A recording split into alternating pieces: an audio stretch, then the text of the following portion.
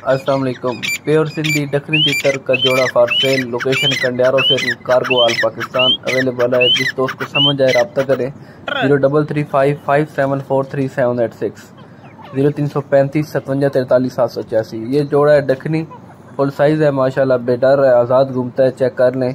इसके अलावा मैं इसी वीडियो में आपको दिखाऊंगा एक और जोड़ा भी, वो भी आप विज़िट कर लें, चेक कर लें। अगर जिसको समझ आए रब्ता करें।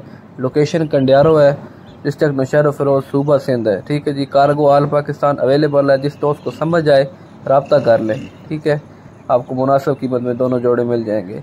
ब्रीड के लिए मुकम्मल तौर पर रेडी हैं, बिल्कुल एक्टिव हैं। कोई किसी के पाँव को नाखून टूटा हुआ या कोई कुछ भी नहीं है, मुकम्मल तौर पर रेडी है। ये दूसरा जोड़ा है जी, इसका नर ईरानी है और मादी दखनी है।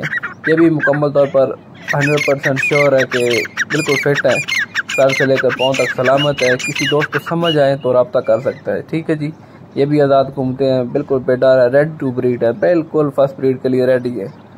ठीक है जी, अच्छे साइज़ में, हाइट में है, पतली लंबी बेल के तितर हैं।